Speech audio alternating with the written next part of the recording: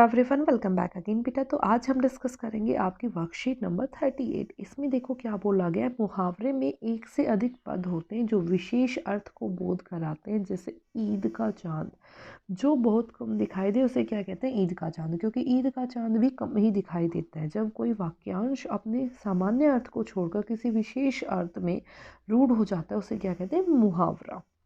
जैसे कई बार आपने लोगों को आपस में बात करते यानी कि घर में बात करते हुए सुना, तो ज़्यादातर कुछ ऐसी बातें बोल देते हैं। ठीक है, तो इसने बोला जैसे वाक्य उसके जैसे आप इसने बोला वाक्य बनाते समय मुहावरे का प्रयोग किया जाता है, जैसे उसके अर्थ का नहीं। जैसे आपे से बाहर होना, अपने आप पर नियंत्रण न रख पाना। ठीक है, परशुराम जो शिव धनुष को टूटने की बात पर आपे से बाहर हो गए थे। ठीक है, अब देखो इसने क्या बोला, यहाँ मुहावरे और उसके अर्थ दिए गए हैं। तो आपने क्या करना है? मुहावरों को वाक्य में प्रयोग करना है। जैसे आपको पहला दिया हुआ है अंग अंग टूटना, यानी कि सारा शरीर दर्द होना। तो इसके लिए आप क्या लिख सकते हो? इसके लिए आप लिख सकते हो, इस बीमारी ने तो मेरा अंग अंग तोड़कर रख दिया है। ठीक है, यानी कि पूरे शरीर में क्या है? दर्द है। अंग अंग ढीला होना, बहुत थक जाना। अब एक बात बताओ, किसी फेस्टिवल में या किसी चीज़ का शादी समारोह में आप क्या करते हो? थक जाते हो। तो यहाँ क्या लिखोगे? शादी समारोह पर दिन भर मेहमानों का स्वागत करते रहने पर जो है मेरा अंग अंग ढीला हो गया। ठीक है, आगे देखो उसने क्या बोला, अपना राग अलापना। अब यहाँ पे मैं बात कर रही हूँ अपनी ही बात करना। कुछ लोग होते हैं सिर्फ अपने बारे में बोलते रहते हैं, दूसरे की नहीं सुनते। तो क्या लिखोगे यहाँ पे?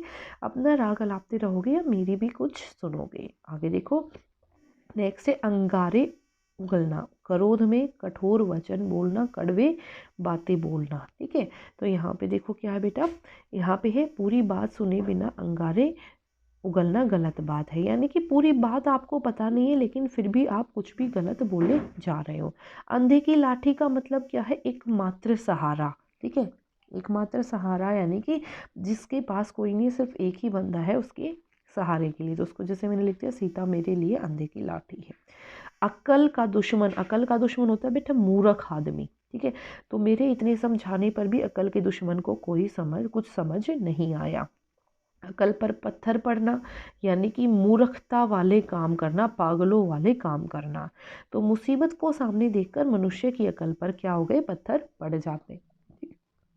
अपने पैरों पर खड़ा होना, आत्मनिर्भर होना, आत्मनिर्भर होना। ठीक है, तो राम अच्छे से पढ़ा और पढ़ लिख कर अपने पैरों पर खड़ा हो गया। ठीक है, आसमान सिर पर उठाना, आसमान सिर पर उठाना यानी कि बहुत ज़्यादा शोर करना। ठीक है, तो बच्चे भूख के कारण आसमान सिर पर उठा रहे थे। इन ऑब्वियस जब आपको भूख लगती है तो आप बोलते हो बेटा कि मम्मा खाना दो, जोर जोर से बोलते हो। ठीक है, तो ये होता है आसमान सिर पर उठाना। फिर घोड़े बेचकर सोना, यानी कि चिंता मुक्त होकर सोना। तो जैसे आप कहीं पे घूम के आए हो या कुछ किया है आपने, या फिर एग्ज़ाम के बाद यहाँ पे लिखना चाहो तो ये भी लिख सकते हो, पेपर होने के बाद। ठीक है, तो बच्चे घोड़े बेचकर सोते हैं। फिर है अंगूठा दिखाना, अंगूठा दिखाना यानी कि बेटा किसी की हेल्प ना करके सिर्फ उसको जवाब दे देना कि मैं तो नहीं करूँगा। तो यही है, जब मैंने राम से मदद मांगी तो उसने अंगूठा दिखा दिया, उसने कोई हेल्प नहीं की, किसी की मदद ना करना। एक और एक 11, एक और एक 11 का मतलब क्या है? एक एकत्रित होके रहना, इकट्ठा होके रहना। ठीक है, तो जब सब इकट्ठा होके रहेंगे यानी कि जब सब एक और एक 11 होकर रहेंगे तो कोई भी उन्हें हरा नहीं सकता। ठीक है, तो बेटा ये थी आपकी worksheet number 38। I hope it is clear to everyone, and if you like it then please share and subscribe. Thank you so much.